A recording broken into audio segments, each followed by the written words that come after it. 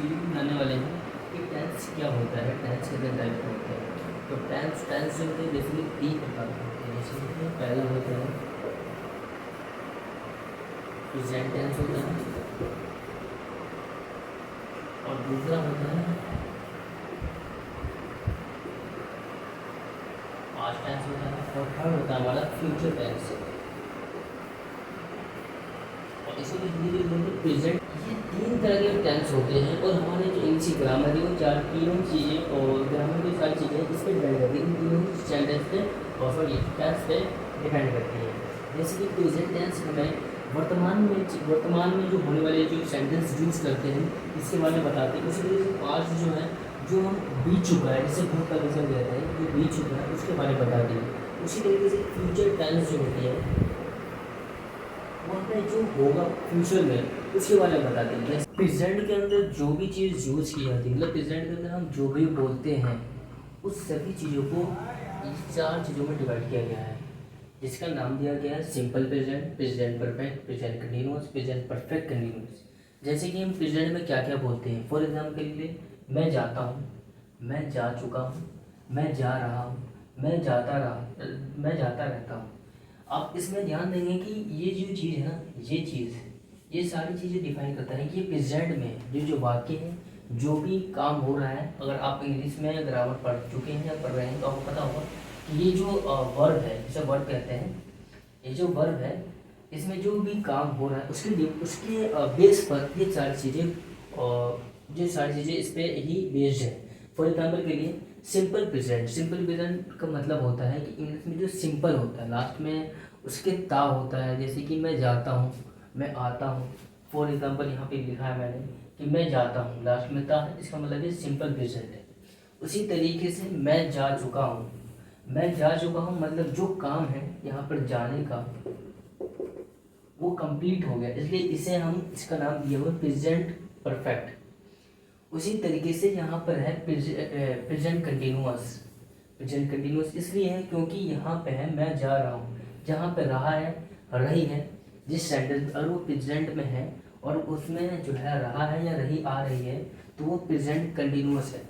उसी तरीके से अगर हमारे सेंटेंस में मैं जाता रहता हूँ, अगर ता भी है लास्ट में और जैसा रहता या रहती है तो उसे हम प्रेजेंट परफेक्ट कंटिन्यूअस कहते हैं।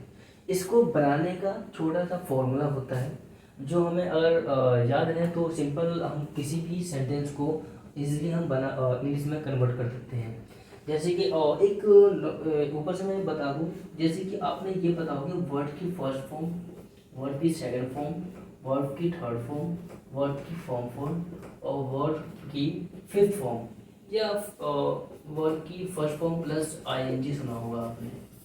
इस तरीके से इसका मतलब वैसे आपको पता होगा लेकिन मैं बता दूं, फॉर एग्जाम्पल के लिए गो, हर एक वर्ड का 5 टाइप के कह सकते हैं। जैसे कि गो, वेंट, गोन, गोज और गोइंग।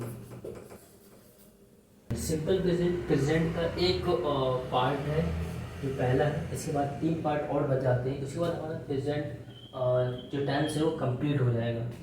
तो सिंपल प्रेजेंट अभी इससे पहले मैंने थोड़ा बहुत यहाँ पे बता दिया था, फिर भी मैं यहाँ पे बता दूँ जहाँ पे लास्ट में ता आता हो, ती आता हो, ते आता हो, वैसे सारे सेंटेंस जो होते हैं या वाक्य होते हैं वो सिंपल प्रेजेंट के अंदर आते हैं। जैसे मैं जाता हूँ, मैं आता हूँ, फॉर एग्जाम्पल वह आता है, यहाँ पे मैं लिख देता हूँ वह आता है।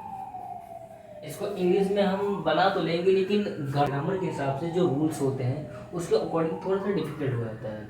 तो इसका फॉर्मूला सिंपल है, फॉर्मूला के हिसाब से है सब्जेक्ट प्लस वर्ब की first form plus object. Object मतलब कुछ हो सकता है, मैं जैसे कि यहाँ पे मैं जाता हूँ स्कूल, तो ये जो वह है ये हमारा सब्जेक्ट है। जाता आता या खाता या कोई भी चीज़ है वो हमारा वर्ब हो जाती है। और ये जो स्कूल है या किसी प्लेस का नाम है या कुछ भी, वो हमारा हो जाता है ऑब्जेक्ट। तो इस हिसाब से वह की ही इंग्लिश होती है ही। उसके बाद हमें वर्ब लगाना है, वर्ब हमारा क्या है, आता, कम आएगा। उसके बाद हमारा ऑब्जेक्ट क्या है, स्कूल।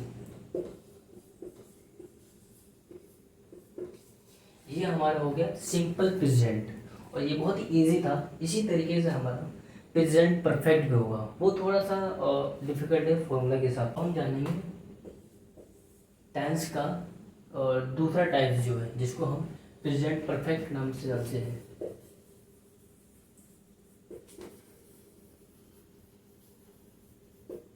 प्रेजेंट परफेक्ट, इसमें क्या होता है कि जो भी कर रहे हैं वो काम कंप्लीट हो चुका होता है, पूरी तरीके से हम कंप्लीट कह सकते हैं। जैसे कि मैं अपना काम पूरा कर चुका हूँ, या फिर वो अपना काम पूरा कर चुका है, या मैं जा चुका हूँ, मैं आ चुका हूँ। फॉर एग्जाम्पल, मैं अपना काम कर चुका हूँ, मैं अपना काम पूरा कर चुका हूँ या कर चुका हूँ। तो इसका मतलब ये देखिए, यहाँ पे चुका है या चुकी है, चुके हैं, ये डिफाइन करता है या फिर ये हमें बताता है कि जो सेंटेंस है वो प्रेजेंट परफेक्ट का है। क्योंकि जो भी काम है, जैसे कि यहाँ पे अपना काम, ये काम है, ये जो काम है पूरा हो चुका है, कंप्लीट हो चुका है, इसलिए ये प्रेजेंट परफेक्ट में आएगा। इसका फॉर्मूला क्या बनाने का, इसमें आता है सब्जेक्ट प्लस हैव या हैज प्लस वर्ब की थर्ड फॉर्म प्लस ऑब्जेक्ट। यहाँ पे सिंपल समझने के लिए कोई खास नहीं है।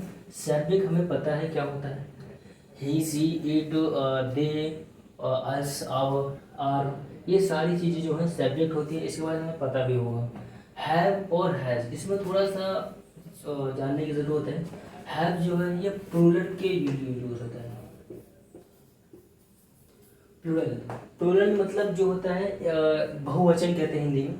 प्लूरल मतलब होगा जो सब्जेक्ट हमारा प्लूरल है, जैसे कि दे, दे और दे की जगह जैसे कि वी मतलब हम होता है, हम मतलब एक से ज़्यादा है। तो ऐसे सभी सब्जेक्ट अगर हैं यहाँ पर, जैसे कि अगर मैं यहाँ पर मैं, तो मैं के साथ तो क्या कहते हैं आई के साथ है भी लगता है वैसे, और मैं कोई और जैसे कि वह, तो वह के साथ लगेगा हैज़, क्योंकि ये सिंगल है। अगर ये हम लिखते हैं यहाँ पे हम, तो हम जो अगर यहाँ पे होता हमारा कि हम अपना काम पूरा कर चुके हैं, तो ये जो हम है, हम के लिए वी आता है, और वी एक प्लूरल है, तो प्लूरल के लिए हम हैव यूज करते हैं। फिलहाल जो हमने यहाँ पे एग्जांपल लिया ये, तो आई, और आई के साथ हमेशा हैव लगता है, तो आई हैव जो हमारा काम है पूरा हो चुका है, तो जो करना जो है इसकी होती है डू। लेकिन जो है वर्ब की थर्ड फॉर्म लगानी हमें, तो डू की थर्ड फॉर्म होती है डन। और हमने ये यूज कर लिया, सब्जेक्ट हमारा आई है। हैव या हैज यूज करना था, हमने हैव यूज किया है क्योंकि हमारा सब्जेक्ट प्लूरल है। उसके बाद हमें वर्ब की थर्ड फॉर्म यूज करना था, तो वर्ब क्या है, काम करना, मतलब क्या कहते हैं करना, डू। तो डू की थर्ड फॉर्म होती है डन। उसके बाद ऑब्जेक्ट क्या है, मेरा काम या अपना काम, ये भी कह सकते हैं। तो यहाँ पे कह सकते हैं माई, होमवर्क कह सकते हैं हम,